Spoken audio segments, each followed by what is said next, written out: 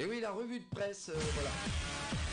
Il assaisonne l'actualité à la sauce piquante avec la voix des autres, mais toujours avec humour. Voici le billet de Christian Le Gall. En politique étrangère, le plus gros buzz de ces derniers jours, c'est l'entretien entre Trump et Zelensky qui a tourné au fiasco. Monsieur Hollande, en tant qu'ancien président, comment interprétez-vous ce qui s'est passé, tout simplement? Bonjour, monsieur Barriot. Bonjour. Cette mascarade nous montre bien que l'arrivée au pouvoir de Donald Trump représente un immense espoir pour tous les crétins qui rêvent de devenir président. En plus, c'est pas très élégant de la part de Trump de s'être moqué de la tenue de Zelensky. Oui, bien effectivement, Trump aurait dû se poser la question, qu'est-ce qui est le mieux? Ne pas mettre de costume ou avoir une gueule en terre battue avec une moumoute posée dessus.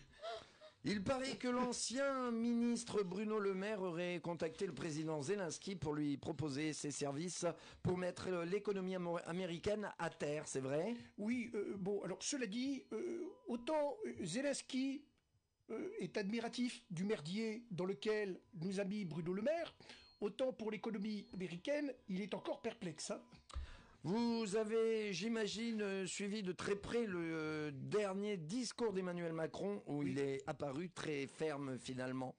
Disons qu'il a été aussi ferme qu'il l'a été avec Trump quand il lui a dit qu'on fera comme il veut.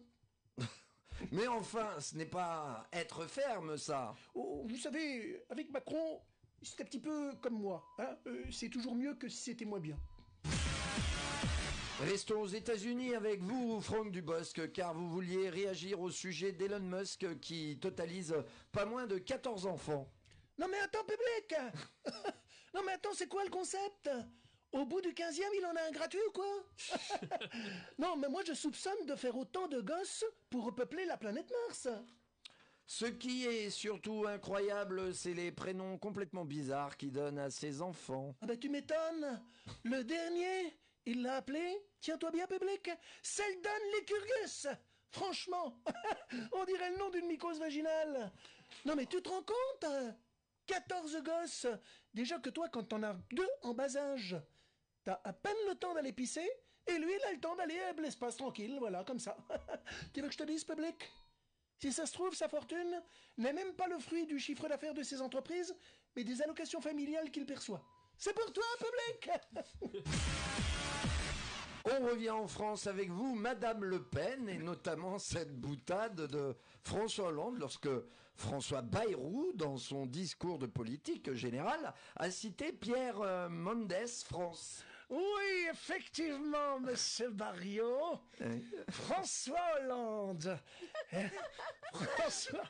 François Hollande s'est targué de dire que Pierre Mendès France, c'était un peu comme Jésus, 3 ans de vie publique, et on en parle encore 2000 ans après. Eh bien, moi, j'ai envie de dire, monsieur Barriot, que ça fait également un point commun entre Jésus et François Hollande, puisque lui, après 5 ans au pouvoir, on en rigole encore 10 ans après. Dans les faits divers à présent, vous, Jean-Luc Reichmann, vouliez saluer l'initiative de Karine Le Marchand vis-à-vis des paysans. Je suis parti après le jingle. C'est Guigui. C'est Guigui. C'est Jean-Jean, c'est Lulig, c'est Jean-Luc Reichmann. Effectivement, Karine Le Mar, le chanchant, le marchand, s'engage auprès des agriculteurs pour qu'ils puissent fixer le prix de leurs produits. C'est aussi ça l'amour est dans le pré-pré. Aider les paysans à avoir plus de blé, pendant que dans les mini, que dans les tétères, que dans les ministères, on continue à élever des chèvres. Autre fait divers important, c'est l'arrestation de Mohamed Amra après une traque de 9 mois. Michel Bougenat, cette histoire vous a interpellé. Non mais arrête. Arrête, je jure, c'est vrai. Non, mais attends, tu veux que je te dise, cette histoire, c'est incroyable. C'est là que tu te dis que Dupont de Ligonnès, il est vraiment fort, parce que lui, il a été 14 ans en cavale. Il paraît que Mohamed Amra, quand il a atterri sur le sol français, il a été directement présenté à un juge, à Franck Prévost, pour lui retirer sa teinture rousse dégueulasse. C'est vrai que son camouflage était loin d'être une réussite. Ah mais tu veux que je te dise, c'est simple.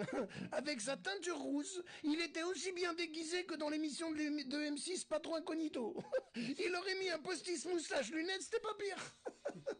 Cela dit, s'était réfugié en Roumanie. Ah ben c'est simple. S'il s'est réfugié en Roumanie en pensant que tout le monde était roux, on peut se dire que s'il s'était réfugié au Cap-Vert, il aurait teinté les cheveux en vert. C'est te dire s'il est très très con.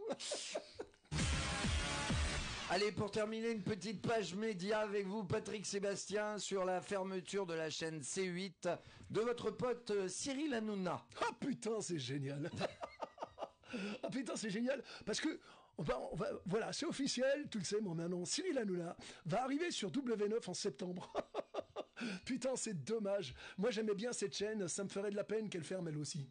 Et oui, parce que C8 a quand même violé 35 fois l'Arcom. Ouais, qu'est-ce que tu veux, mon Barrio?